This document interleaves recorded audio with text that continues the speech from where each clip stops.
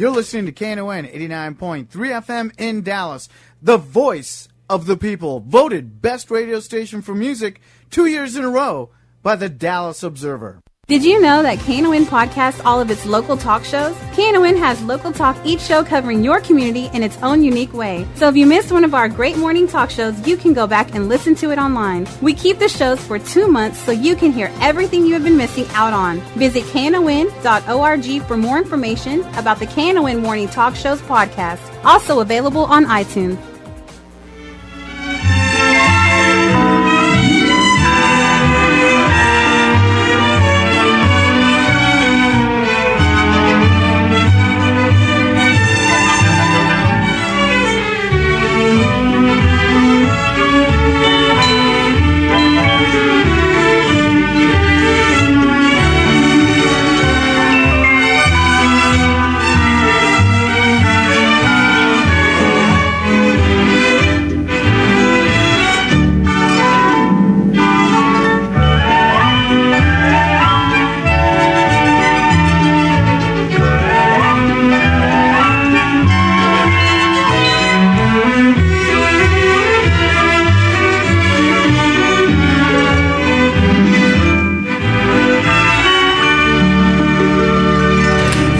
Good morning and welcome to Lambda Weekly. I'm David Taffet. I'm here in the studio with the late Patti Fink and I'm alive. And not the sick Lerone Landis. His voice is out again. He gets that badly when, like, at least once a year, his voice goes, and it's not, oh, come on in, Lerone, you know, it's just us talking today.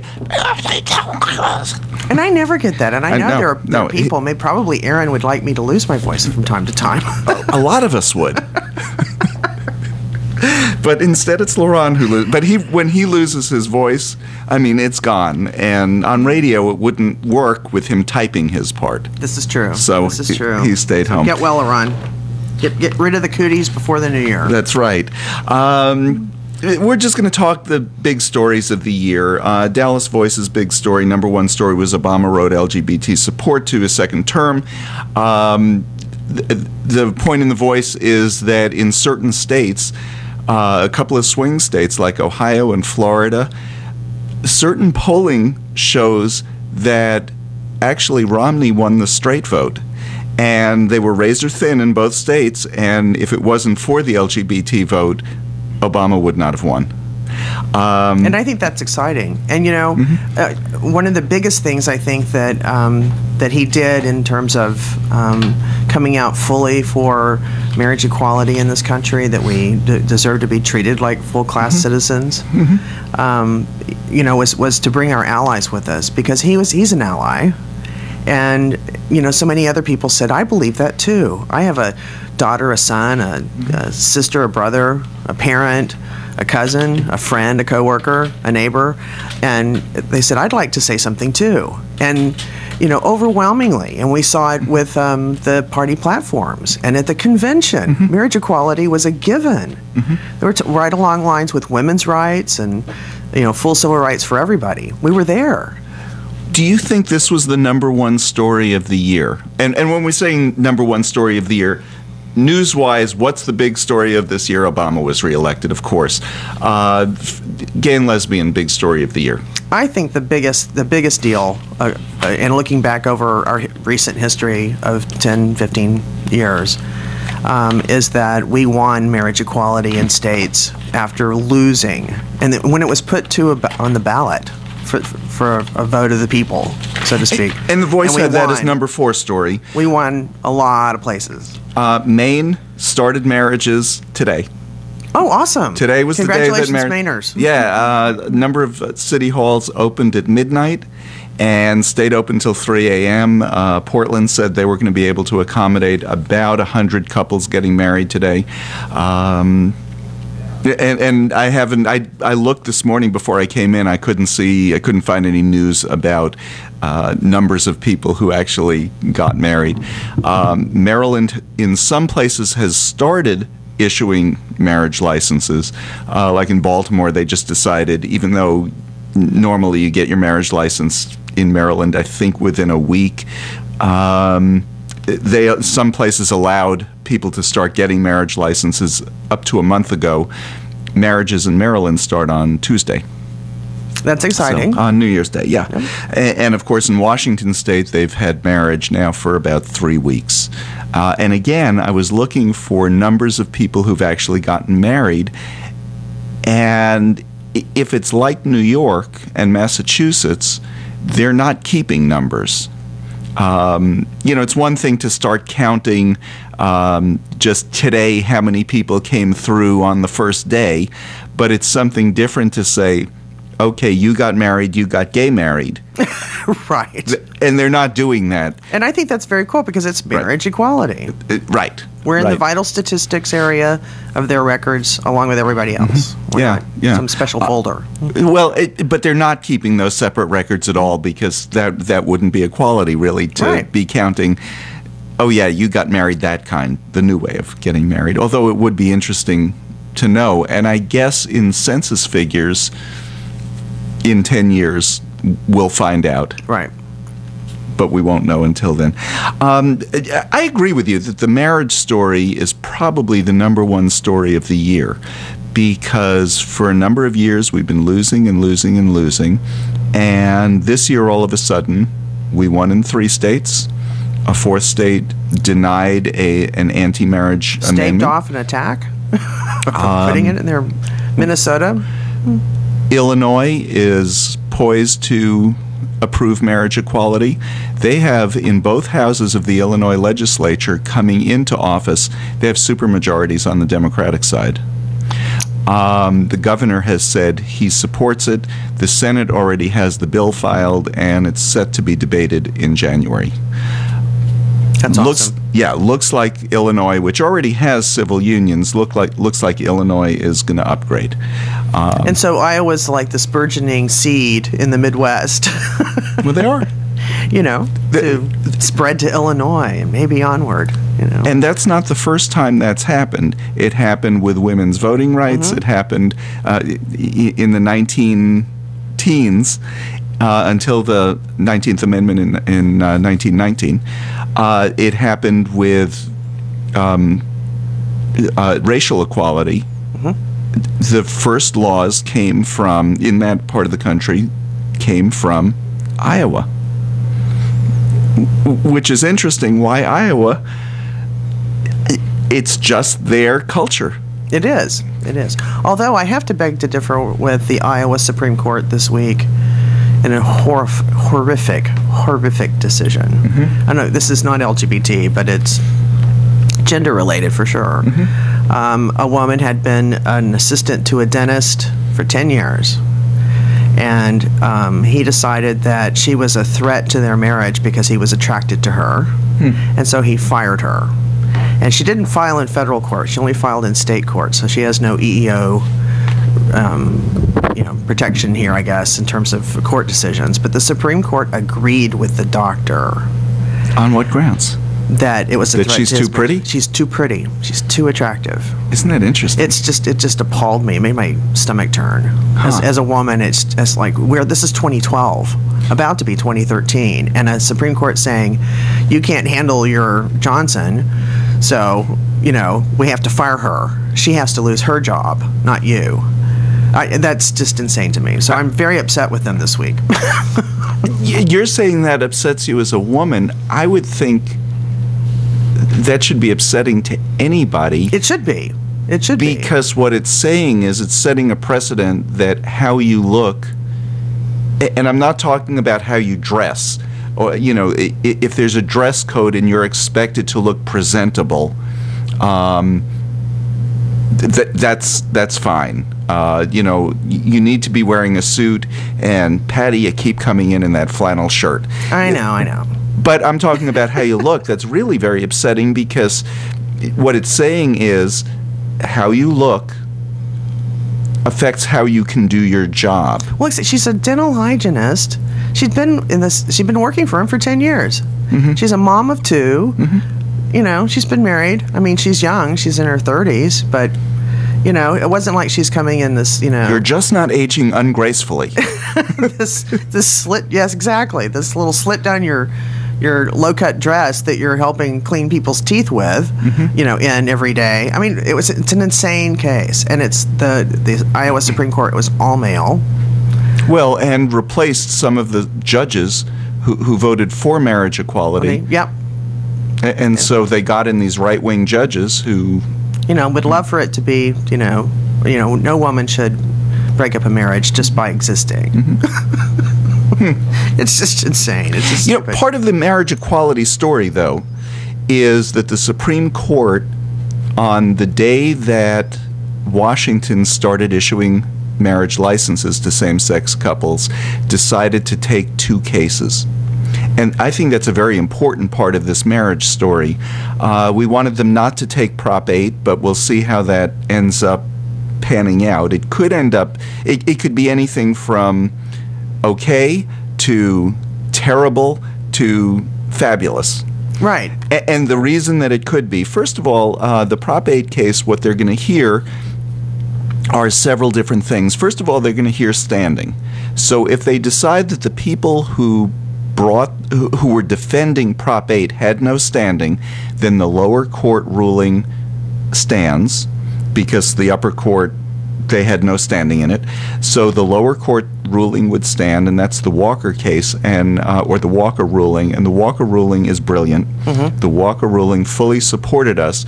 But all that would happen, effectively, would be that California would then start same-sex marriages probably the next week, as soon as they were able to gear up for it. Right. Which would be a good outcome. And a great precedent on the books. A great precedent on the books, but it would have the same effect as Lawrence v. Texas, that Lawrence v. Texas, while it was good for one very small thing, sodomy laws are now in 4 or 5 states were then off the books. It's more like 12. Was it 12 states that still had some form of them? There were 4, I think, that were gay and lesbian specific. Right. There were another 6 or 8 that were being enforced only for gay people. Right, but there were several others where it applied to straight people too. Okay, so those were gone, but it's had a great effect over the last decade in other rulings. Same thing with this, because this ruling clearly knocks down all of the arguments that right-wing judges have, or right-wing, like NOM and all those, the hate groups have. It knocks all of those arguments down and says that, and shows how those are all stupid rulings, right, or stupid defenses. So it would be great to have that on the book. So anyway, it could be just a ruling on standing, but what it could be is, if they say yes, they did have standing, then they can actually rule on the merits of the case. And if they rule on the merits of the case, they could either say, yeah, the voters have a right to vote away your civil rights, and they voted them away. No same-sex marriage until there's another vote that overturns, and that would take several years. Right. There are a lot of cases in the pipeline, but it would still take a long time to make it to the Supreme Court. Well, but even if California decided, well, yes, we're going to have another vote, chances are that vote wouldn't come next November. It would come, it would be a couple of years before they could even vote again. And then it's a matter of, will the voters then decide that, yes, we can have same-sex marriage in California. Or they could have some kind of a ruling that actually knocks down these state amendments. It could be that extremely extreme on our side on that one. But that would be 32 amendments. It would not be 32 amendments that would in some way be invalidated. 32 states, including Texas. Or the ruling could be somewhere in between, and we just don't know. I read an interesting piece by the Supreme Court watcher for the New York Times. I can't remember her name. But she said that, unbeknownst to most people, there's an extreme dispute within the Supreme Court among the Supreme Court justices themselves about the issue of standing and where the whole federal court lies. And so she believes that that they took this case of the Prop 8 case about standing because Roberts wants to get it done. Like they're going to have some sort of understanding across the board about what the federal court, what the Supreme Court, what all of them, where standing falls with those courts. And he wants to push the envelope because the court itself is divided about that, and so they're very interested in the standing portion of this. Isn't that interesting? So the actual substance of the case, they're not as interested in. It seems like he's pulled this case in with the other case specifically, but took it for standing. They didn't take it for. For the rest of it. Isn't that interesting? It is. It's very interesting. And Roberts is saying, or he hasn't said where he stands on. Yeah, he hasn't said. That's interesting. Just that there are a lot of there's a lot of evidence for it. I'll pull the article and put it up on our Facebook page because it's very interesting to read that angle on it. And she's been watching the court for 20, 30 years, and she says this has been bubbling and bubbling for decades. Well, and if they rule that these people have no standing, that'll cut down on the number of frivolous cases that come up before the Supreme Court. In other words, the state of California, the governor, the attorney general, all said, the legislature, the judicial branch, all said, gay people have a right to marry in our state. And this small group, I mean, they could only find 2 people to even testify for them. But so it really was a very, very small group. And one of them who testified for them, his famous answer, I read it on the internet. Yeah, he was the expert witness on why gay people shouldn't marry. Where did you get your information? I read it on the internet. That was such a great line. It was a wonderful line. It was the line when everybody knew they lost. Sure, absolutely. It's how could this judge rule any other way when you have people who are talking about how this has affected their lives, and you have the experts saying, I read it on the internet. Right.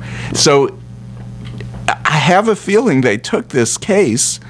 Like you said, if they took it for standing, I don't see how the Supreme Court, if they're going to listen to the case, Scalia already has said that he's made up his mind on it. Sure, he's anti-LGBT people anyway.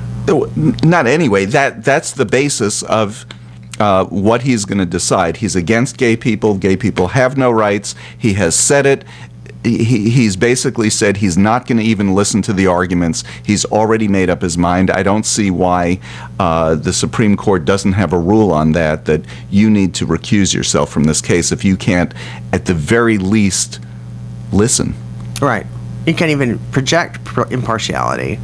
I mean, he hasn't even made an effort. I mean, other people, Kagan has recused herself from a number of cases just because she said, it's not that I was for this case, but I'm the one who defended it as Obama's solicitor.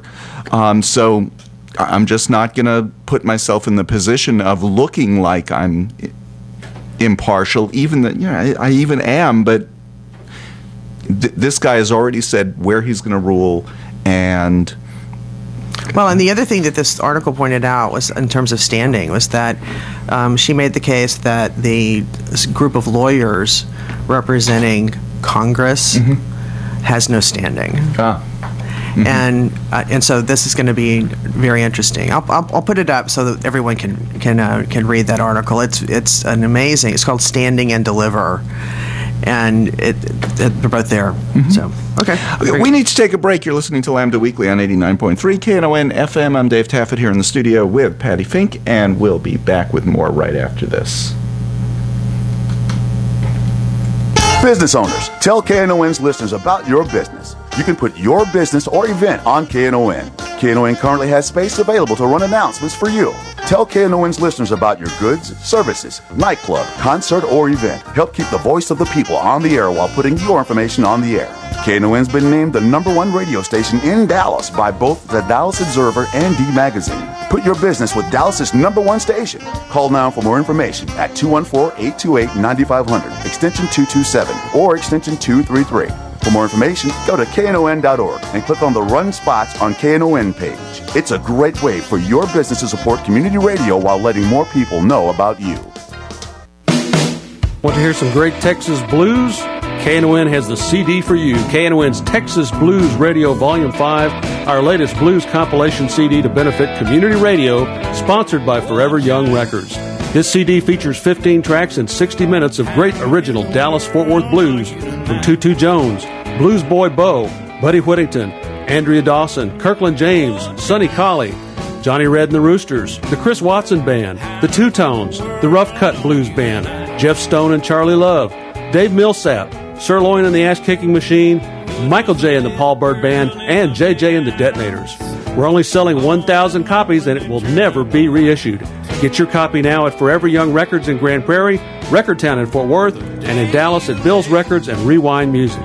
The CD is available as an MP3 download at KNON.org. All proceeds benefit community radio, KNON. For more info on Texas Blues Radio Volume 5, visit us at KNON.org. Get your copy now and hear some real Texas blues. Your ears will thank you for it.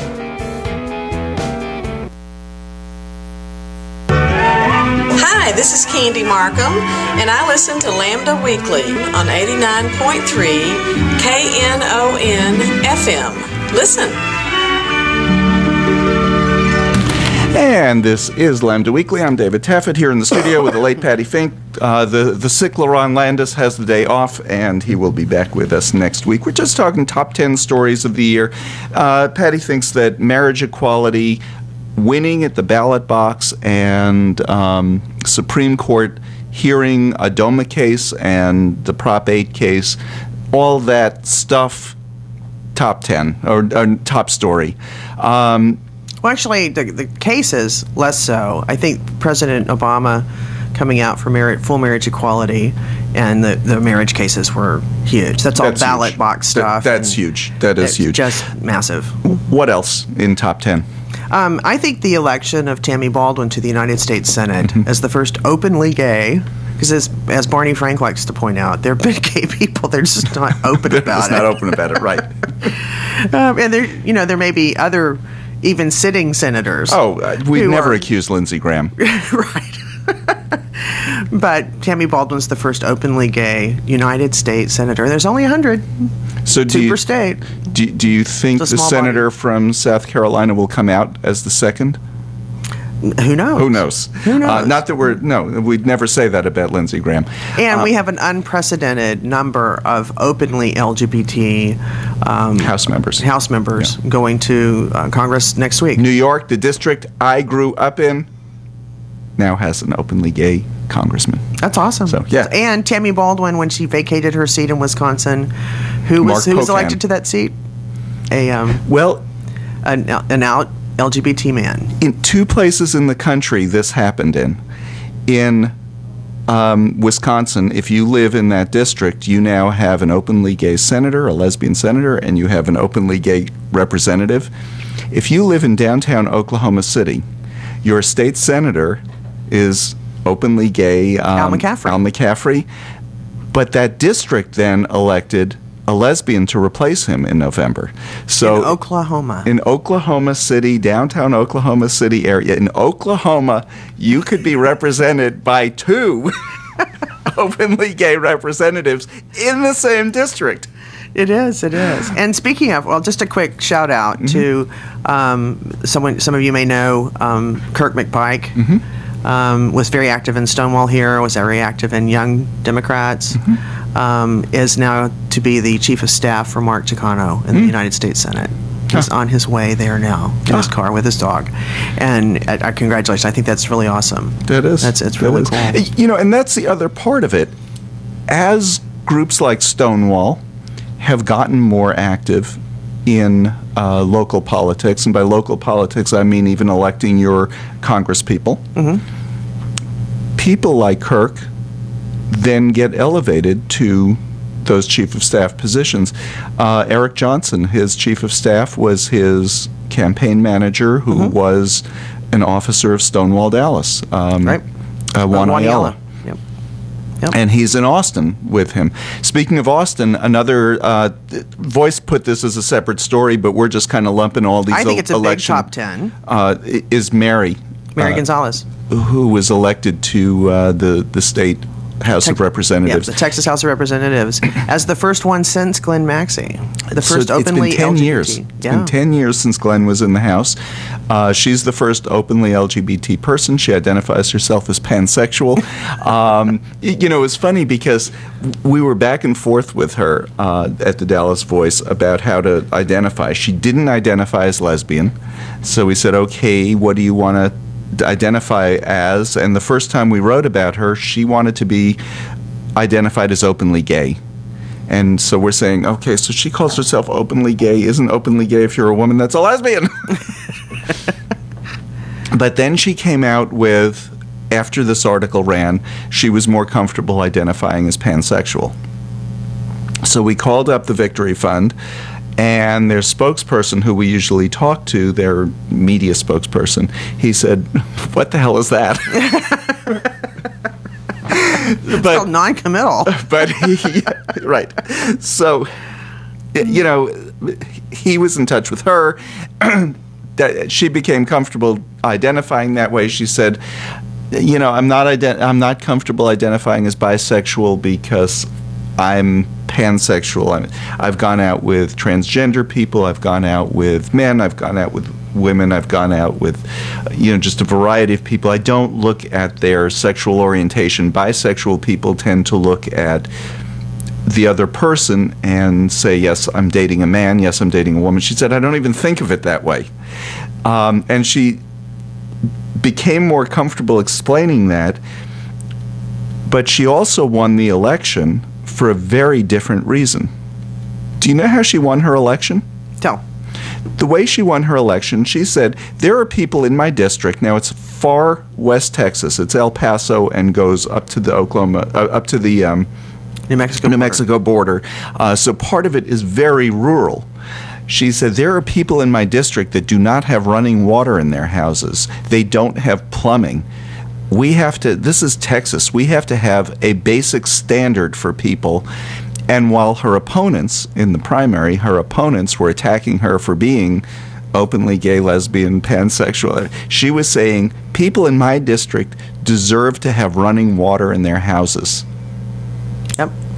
And she won.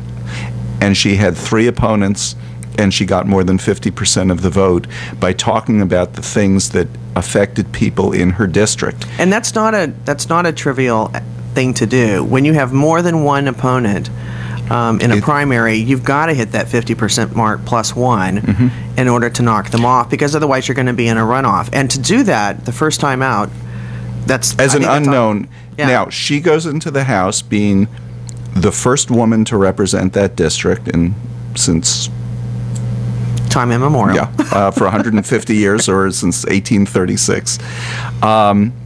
She goes in as the first openly gay woman in the House. She goes in as the youngest member of the Texas legislature. Really? Yes. I didn't realize that. Yeah. The young part. Yeah. I mean, I know she's incredibly young, but I don't know what the record is. Not in this House. Right. There might have been younger people than her elected, but in this House of 150 people, she'll be the youngest of 150. She won for several reasons. She's incredibly personable. I mean, if you meet her, you'll like her. She won because she was talking about the issues that affected people in her district, and the men running against her lost because they were simply attacking her. Yep. So if they didn't have anything better than attack her, then they deserve not to even be contenders. Okay, once they got elected, okay, what do you stand for? Exactly. Okay, you got rid of the lesbian. Right. Guess they don't think past that point. Now what? What do we do? So she won because she was when I was talking to her, I said, it's so important that there's somebody there that other legislators can relate to when get to know, ride the elevator with, and go to lunch. And you know what her answer to that was? She said, I'm going to do all that. I'll try to do all that. But you have to understand, there are people who live in my district who don't have running water that they can access. We have to change that. I mean, that was her answer. Mm-hmm. She's still, even, she was understanding the importance of her election, but she still was focused on, in order for me to get reelected next time, I have to deliver on the promises that I made. And they're not small promises, because when they live, 30 miles north of El Paso and don't have running water, we have to, and there are mountains in the way, we have to figure out a way to get these people basic services that people in Texas, and she's right. She's very laser focused, obviously. Oh, I mean, this is something she's wanted to do since she was 12. and she did it as soon as she could possibly do it. That's very so. Yeah, no, we need to get her on the air, and we will. But she's fabulous. I think she is one of the top stories of the year. And and speaking of sort of pansexuality, one of the 7 who were elected to Congress in the LGBT caucus, which is just growing. Mm-hmm. It's not just those 3 or those 4 anymore. Is Kyrsten Sinema from Arizona, who won a hard-fought, much debated recount kind of stuff. Yeah, barely won, razor-thin margin. In Arizona, which is not a friendly place to a lot of people. She won in a district she didn't win in Phoenix. Her district is Tempe and Mesa. It's a suburban district. Right, but she had a real roots and real history with this district, and she served them in the Arizona House. She served in the Arizona Senate. They knew her, and she ultimately prevailed. But she's the first openly bisexual member of Congress, mm-hmm. which is, I think, a thrilling thing. And back to Mark Takano, he's the first openly LGBT person of color mm-hmm. in the United States House. So, and one of few Asian Americans who's ever been elected to the House. Exactly. So, exactly. Yeah, it's a nice broad range of people who are elected. And David Cicilline, who was reelected in Rhode Island, and in Colorado, Jared Polis were both reelected with very comfortable margins. The gay thing wasn't really even an issue in either of their races that I've seen at all. And a big thing, too, this year is we're losing Barney Frank, mm-hmm. who came out after he was in office. So he didn't run initially as an openly gay man, but he certainly represented us well. And talk about, we're going to be losing a very, very intelligent, witty man. It's just a delight to hear him speak, even on mundane issues. Mm-hmm. He's a funny guy. You're saying we're going to lose him somehow, I think. Yeah, he's in his 70s, in his mid-70s. When he was here, I met him. You met him too, didn't you? Oh, yeah. And I'd met him. We've met him maybe 6 or 7 times. He doesn't remember us from time to time. Meeting him, I had to look up how old he was, because I was thinking, why is he retiring? He's a young guy. Did you realize how old he was? 72, yeah. He doesn't look it at all. No, he doesn't look it, act it, sound it. I don't think we've heard the last of him. Oh, I know we haven't. He was greatly looking forward to being able to speak his mind without worrying about what anybody He's retiring thinks. From Congress. He's not retiring. Right. So, yeah. And I kind of hoped that he maybe would run for the seat that John Kerry's going to vacate in the United States Senate. Oh, wouldn't that be interesting? Because President Obama has announced that he's going to he's nominating John Kerry to be Secretary of State mm-hmm. after Hillary Clinton retires. And she's not going to serve in the second term. So that's going to vacate that seat. And, they're saying, of course, Scott Brown's going to step up and try to run for that one, too. Mm-hmm. But I think it would be great if Barney would run for that one. I think it would be great if Scott Brown lost a second time. Absolutely. That gives us our election stuff. Obama being reelected, certainly with the help of the gay and lesbian community. I mean, that made the difference. It didn't just push up his numbers. In several states, they're saying that without the gay and lesbian vote, he wouldn't have won those states, and without those states, he would not have won re-election. And I think even bigger than that is he's the first president to win elected office in full support of marriage equality, full support of LGBT people. And it was not something to run from. You know, there's this conventional wisdom over the decades is that, well, you know, he's for you, but he's not going to talk about it. I mean, we've heard that 1,000 million times, from all the way from dog catcher, local stuff, all the way up to the presidency. You know, he's for you, but we're not going to talk about it. We're not going to talk about it. Well, suddenly talking about it, I mean, this is one of those moments where I was so glad we went to Charlotte, and Aaron was on the platform committee there, you know, because you could feel it. You could feel it in Houston at the state convention. You could feel it at the national convention, that we were really part of the party, and that straight people were standing up for us, and they were waving those banners and waving those signs, you know, that supported us, and it would just, you could feel it. And that's something you don't always get, is that they really do they really do support us. Sure. And they're happy to say so. That's the big thing. It wasn't like, okay, well, we're all with you, but we're not going to put that on the agenda. You know, it was one of those things with Clinton. It was harder for him to support us, I guess. Outwardly. He appointed openly gay people to office. Roberta Achtenberg was his assistant secretary of HUD. That damn lesbian. That damn lesbian, as Jesse Helms called her. But he made the appointments. You knew he was comfortable with gay and lesbian people. It just wasn't a big deal. Obama, of course, has appointed more openly gay, lesbian, bisexual, and transgender people than every other president combined. I mean, even going back to Jimmy Carter, Midge Costanza that he appointed and had in the White House, and those were huge things at the time. Yeah, because in those days that was considered a national security threat to be gay. To be gay. Because you could be blackmailed. Right. You know, how can I be blackmailed if what are you going to tell people that I'm gay? I've been doing this show for 20 years. If they don't know. And that's been long gone now. Right. You know, it's no longer a threat. Sure. And what's more of a threat is if you're the CIA director and you have an affair. Apparently. Well, that's a national security threat. So what my comment on that was, that's what you get when you start appointing heterosexuals to important positions.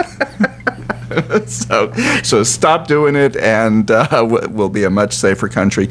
We're going to take a break. When we come back, we're going to talk a little bit about some of the local stories that really were very important. A couple of those stories had national implications, actually. So you're listening to Lambda Weekly on 89.3 KNON FM. I'm Dave Taffet here in the studio with Patti Fink. We'll be back with more right after this.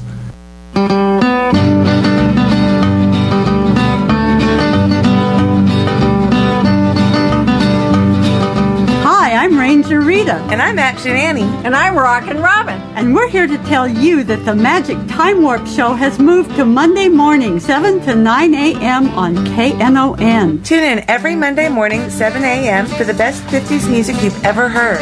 Right here on KNON, the voice of the people.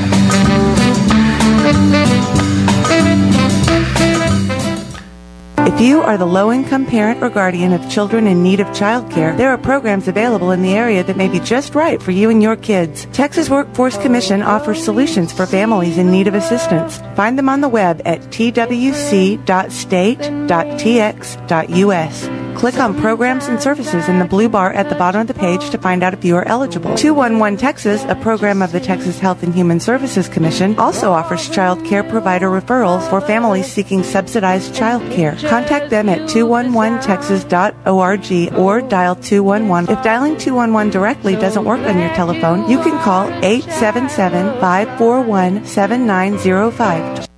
Hello, I'm Christina from the interwebs, and I listen to Lambda Weekly on 89.3 KNON FM.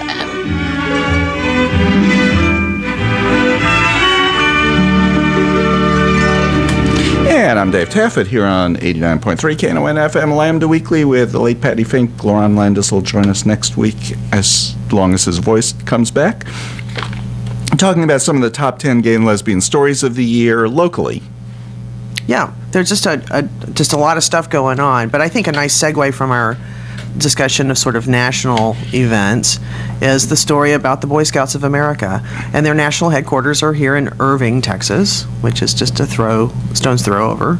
But, we began to see not only local action with the Boy Scouts of America, but major national corporations like AT&T and others, their CEOs stepping up and saying, our foundations, our corporate giving, in a formal way, is not going to include the Boy Scouts of America anymore. Well, AT&T, the president of AT&T or CEO of AT&T is the president of the Boy Scouts this year. Oh, okay. And he's working toward fixing the policy because he understands it. He understands equality because of what they have in their own company. But Intel was the first one. Zach Walls, who's early 20s, he was raised by two lesbian moms. And spoke so eloquently, he speaks eloquently everywhere he goes, even on The Daily Show. Yeah. But he spoke to the Iowa House of Representatives. Well, here's one of the things that happened. When Jen Terrell was here, she's the Cub Scout mom, and she came as a result of an article that I wrote in the Voice. They decided, well, this Change.org petition, maybe it's time for us to deliver it. So the next week after I wrote this article, Change.org came down with Jen, and they delivered the petitions to the Boy Scouts. And we talked at length about that on this show. We did. Jen came on the show, and we talked all about that. But during that period between the time they announced they were coming and when she actually got here, the Boy Scouts announced, we've been studying the issue for 2 years, and guess what? It's in our best interests if we just continue this policy of discrimination. They sound so much like ExxonMobil, don't they? They do, well, because you know who their former CEO was, or former president of the Boy Scouts, was Rex Tillerson, who is the CEO of Exxon. Right. So anyway, they decided that they were going to extend the policy. So Zach Walls, at the urging of some talk show host here in Dallas, what he said, he came out with a statement, and he said, he asked them, where are the minutes of these meetings that you've been having for the last 2 years? Where's the study, and who is on the committee? And of course, they couldn't release that information because the other thing that they wouldn't clearly do is deny that they just lied and made that whole thing up. They were asked, I asked, Zach asked, did you just make this whole story up? No answer. What do you There's think? your answer. Right. They made the whole thing up. They made the whole thing up. And if they didn't, we want to see the list of names and the study that shows that discriminating is in any way better for you than not discriminating. Anyway. And it's so interesting that it's Zach Walls, because he's written a book about being raised by his two lesbian parents, and he's taken each credo of the Boy Scouts of America, because he was a Boy Scout, honesty, integrity, thrift, all of those things, and he's taken each one in a chapter in his book and explained how his parents, two lesbian moms, taught him that value in their family, and in concrete examples growing up. Right. And so he's gone through all of the Boy Scout values and given a great picture of how he's learned and really codified within himself those values as well. And he knows them so well because he's an Eagle Scout. Sure. And he's his been two able moms had him go to Boy Scouts and learn these values, but that's where he learned them from. Yeah, exactly. So he was a great spokesperson to ask those questions and demand those answers. We really should have Zach on as a guest also, because he's a wonderful spokesperson, real sweet kid. And, I mean, he has two moms who are just, I can only imagine how proud they are of him. Because phenomenal. How could they have raised a better kid? You know? And he's straight, so. And he's out of the gate advocacy for his moms and for us as well. For the rest of us. I think he sees it really, I don't think he sees it as that. I think he sees it as being an advocate for himself. And I don't mean that in a selfish way. I think he feels he's every bit a part of this community.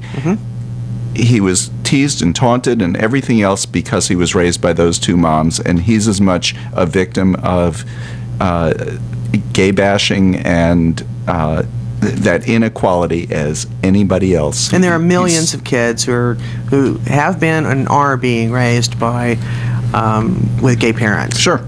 And so and he's which state has more for of them than any other state? Texas. Yeah. And who has the largest LGBT community in the state of Texas? Dallas. Although the most per capita gay parents are in San Antonio, which is kind of interesting. But the other part of that story is that companies started reevaluating their giving programs, and Intel was the first. It gives something like $600,000 a year to the Boy Scouts, mostly in matching funds from their own employees. That's not happening anymore. So Zach went after, and it was Zach instigating that one. He said, you know, here are your policies. Why are you giving to an organization that does things that are against your policies? Number two was UPS. UPS doesn't give as much, like $100,000. There were other companies along the way. So I asked him, why are you going after UPS? He said, well, you know, Christmas season coming up, good time to pressure them. They're a high-profile company. A number of the other companies that do give to the Boy Scouts in larger amounts are companies that don't deal with the public as much. So it was just a good choice. But what was interesting more recently, just a few weeks ago, Merck decided to stop giving. Now, they only gave $20,000, $30,000 a year. Again, it was matching funds or, you know, a little grant here and there. But that was without Zach's instigation. So here's a company. They just went with it. Here's a company that was re-examining their giving policies for the coming year, and they said, here are our policies. We're selling an awful lot of drugs to the gay and lesbian community. Why are we giving money to an organization that works against the people who are our very customers? Well, and they make medications for people across the country, and people across the country are allies of the LGBT community. Well, it's all of that. And they didn't even say those things. What they really said was our own employment policies and our own internal policies and our own corporate culture. We just don't discriminate. How can we be supporting organizations that do discriminate? We're not going to do that anymore. The more companies that do this, the more pressure is put on additional companies to do this. Sure. So because everybody's watching. Certainly in big pharma, you know, people are watching their competitors. Another huge story. It was a local story, but I saw versions of this story around the world. When Bo and Major, who've been on our show twice, Bo and Major went to jail after being arrested for trespassing. It was the funniest demonstration that I have ever been to. It was the most fun. It was, you know, and this isn't to diminish it. The police who were called in, they were gay. The deputies, because it was a county office, so the deputies who were there, they were gay. The building supervisor of security of the building, who's not he was gay. Gary Fitzsimmons wasn't there, but his best friend, who's the county clerk, not county clerk, what's his name? John Warren? Yes, John Warren. He was there. So we're just having a party all afternoon while Bo and Major are handcuffed to each other and handcuffed to the stanchion that is at the front of the line at the marriage bureau. First time they go in, they stand up. Who's next? They say they're next. So the clerk calls them into the separate office, and she says to them, "Are either of you here as a proxy?" Has to ask that. No, we're not, because Bo could have, if Major was getting married to a woman and the woman was out of town, Bo could have been there as the proxy. She could be serving in Afghanistan. Yeah, exactly. Yeah. It does happen. If so, that's fine. And that works. They said no. She said, well, under Texas law, I'm not allowed to issue a marriage license to you. Bo looked at her and he said, but we love each other. She just burst into tears. So, we're not talking about an angry group of people who, were ready to just gay bash these people. It was like nobody wanted her arrested, and they were threatening. She had heard from up above, state level, that if they were to issue, they would be prosecuted. So, nobody was looking for her to get into any trouble. So they sat. Nobody wanted to arrest them for applying for their license earlier. They sat at 4:30, building closes. The building security supervisor said everybody needs to leave, including media. Everybody went downstairs. They get arrested. They're marched out. Demonstrators down at Lou Sterrett until midnight when they're finally released. Bo was given a sort of a plea deal, 40 hours of community service, and then everything would be wiped from his record. Major's cases, because he was arrested a second time, they did this again later in the summer, but only Major was arrested because Bo had been basically threatened by Children's Hospital where he worked, and I think that might be the first time anybody has said on the air or in print where he worked, but that's... And Bo said, what? Everybody's looking at me. These are the... they said, don't get yourself in any more legal trouble, or we're going to... fire you. And 3 weeks later, they did anyway, even though he did not get into any more legal trouble. Major, his cases seem to be lost. Really? Yeah. No record of them, yeah. So we're waiting to hear. Wow. Anyway. That's a saga in progress. Yep. That's so just huge. Bo will be done with it. And, okay, any other local stories that you'd like to? I think Dallas County adding domestic partnership benefits is a big deal. And I think part of it, too, is that it's, for me, it's such an important thing to think that our county, and so many ways that our county touches our lives. The county is really an extension of the state. The state legislature appropriates money and authority to the counties across Texas, and the county executes the purpose of the state or the agenda of the state. And so we have Dallas County is intermingled in our lives everywhere. And so when you work for the county, big employer in this county, and you're able to access domestic partnership benefits, I think that's really huge. And the second part of that, I think, is that once again we saw a certain county commissioner who has a barbecue place, Maureen Dickey, just be absolutely absurd in her thinking.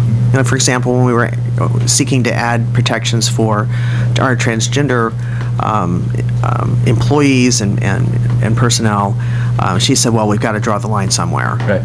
Like, we just did sexual orientation, now you want to add this, and we just got to draw the line somewhere. Well, you do, because you can't just not discriminate, can you? But she's a piece of work, for sure, but she's not coming back. No, thankfully. Redistricting is going to bring in Dr. Teresa Daniel. And well, maybe she'll stand for, we have to discriminate somewhere. No, Dr. Daniel will not do that. The other thing that Dickey did was when C.D. Curvin was there, she was taking a picture of somebody who was speaking, and Dickey said, would you tell that man to stop taking my picture? Oh, no. And it was John Wiley Price who said, no, that's a woman who's... And she said, that man is taking my picture.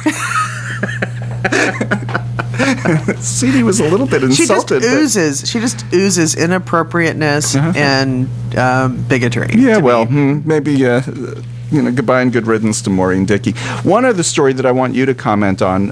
Rawlings, our mayor, would not sign the marriage pledge.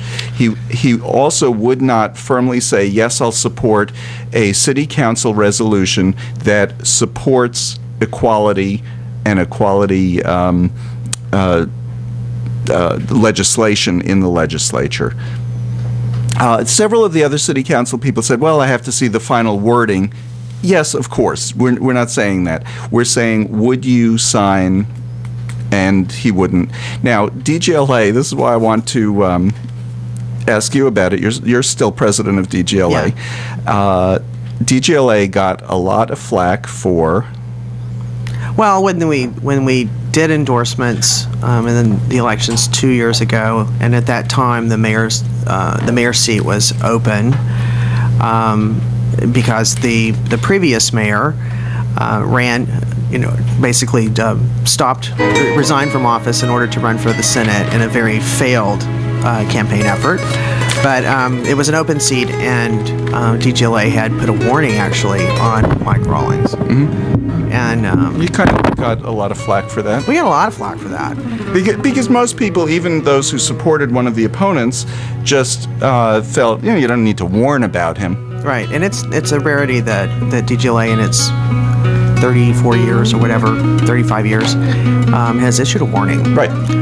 But we felt it was necessary as a result of our interview with him, which is a closed-door interview with PAC members. We got the impression that he would put business first above civil rights, and we wanted to say so. And we did that, and we got a lot of flack. And then the mayors across the country began to sign on to a pledge from Freedom to Marry to support marriage equality. And Mayor Rawlings of Dallas did not. He's the only top 10 city mayor who didn't? Exactly. And there were ultimately well over 100, maybe even 200 mayors who signed on across the country, including major cities and small towns. And Mayor Rawlings still refused. So we had a lot of people then saying, you guys pegged this. You guys pegged it early. And I was, yes, we did. Well, because you were roundly criticized for that. But yeah, and it turns out that's what he was doing. He was saying we weren't the lion's share of what Dallas wanted. So, and we need to get going. Have a happy New Year. Do you have any plans for New Year's? Bring it in, watch TV. Mine's nothing also. And we'll see you next week from Happy all New of Year, us all. at Lambda Weekly. Happy New Year.